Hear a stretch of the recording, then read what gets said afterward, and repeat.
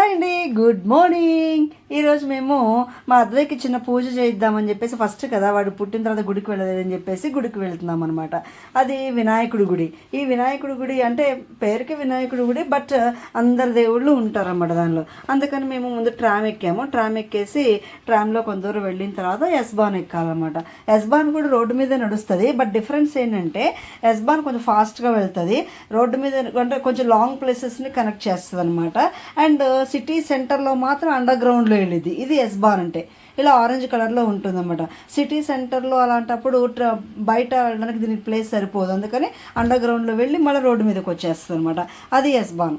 ఇలాగా ట్రామ్ ఎక్కి ట్రామ్ తర్వాత ఎస్బాన్ ఎక్కేసి చివరికి గుడి దగ్గరికి వచ్చేసామండి. ఇలా గుడికి వచ్చేసిన తర్వాత ఇంకా ఇది ఇట్లా డైరెక్ట్గా ఇందులో నుంచి వెళ్ళడం కాదండి, ఇటు పక్కన కిందకి మెట్లులాగా ఉన్నాయి, అటువైపు నుంచి వెళ్ళాలన్నమాట. అలా లోపలికి వెళ్ళాం. ఇక్కడ గుడి ఇది ఏంటంటే శ్రీలంక తమిళియన్స్ కట్టించిన గుడి అనమాట. ఇది మన తెలుగు వాళ్ళు కట్టించింది కూడా ఒకటి ఉన్నదట. ఇది మాకు కొంచెం అందుబాటులో ఉంటుందని చెప్పేసి అలా వెళ్ళాం. మా వాడు చూడండి షూస్ ఇంత జాగ్రత్తగా పెట్టుకుంటున్నాడు. వీళ్ళకి పిల్లలకి చిన్నప్పటి నుంచే వాళ్ళు నేర్పిస్తారండి, ఎక్కడ తీసిన వస్తువు అక్కడ పెట్టుకోవడం, ఇవన్నీ కూడా. ఈ టెంపుల్ కూడా చాలా ఊరు బయట ఉంటుందండి, ఎక్కడో ఊరు బయట అనమాట.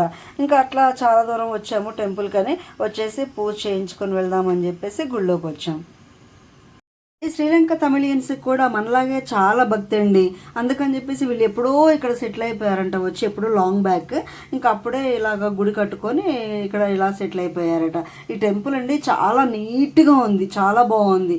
ఇక్కడ ఏంటంటే అందరు దేవుళ్ళు ఉన్నారన్నమాట. ఈ మెయిన్ కనపడుతుంది మధ్యలో వినాయకుడి గుడి, ఇంకా ఆ తర్వాత సుబ్రహ్మణ్య స్వామి ఉన్నాడు, అమ్మవారు ఉన్నారు, మరి నవగ్రహాలు ఉన్నాయి, ఇంకా మరి కాలభైరవుడు ఉన్నాడు, శివపార్వతులు ఉన్నారు, విష్ణుమూర్తి ఉన్నాడు. ఇలా అందరు దేవుళ్ళు, ఆంజనేయ స్వామి కూడా ఉన్నాడు. ఇలా అందరు దేవుళ్ళు ఒకే చోట ఉన్నాడు అనమాట. చూసారా వినాయకుడిని ఎంత అందంగా అలంకరించి ఉన్నారో. వీళ్ళు అలంకరణకు కూడా చాలా ఇంపార్టెన్స్ ఇస్తారని మనలాగే బాగా అలంకరించారు దేవుళ్ళను మాత్రం.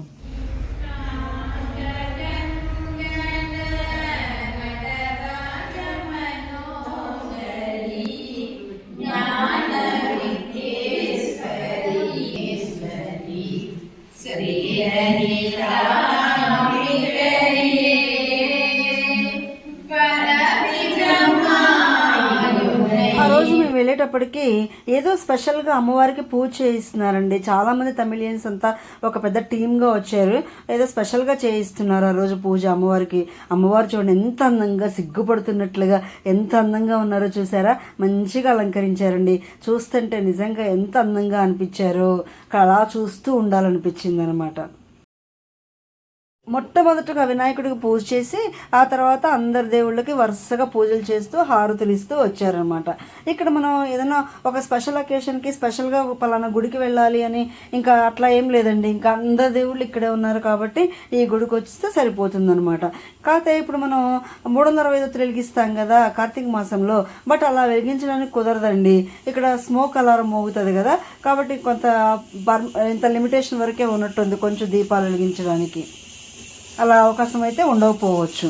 వీళ్ళు కాలభైరవుడిని కూడా బాగా పూజిస్తారనుకుంటండి. చూసారా ఎంత అందంగా అలంకరించారో. సో ప్రత్యేక పూజలు జరిగాయి. మనం ప్రత్యేక పూజ కోసం పేరు రాయించుకున్నాం అనుకోండి, మన పేరుని అట్లా స్లిప్ మీద రాసి దాని మీద మనం ఎన్ని పేర్లు రాస్తే అన్ని దీపాలు పెడతారన్నమాట. వాళ్ళు నిమ్మకాయలంత రసం పిండేసి వెనక్కి తిప్పి దానిలో దీపాలు పెట్టారు చూసారా.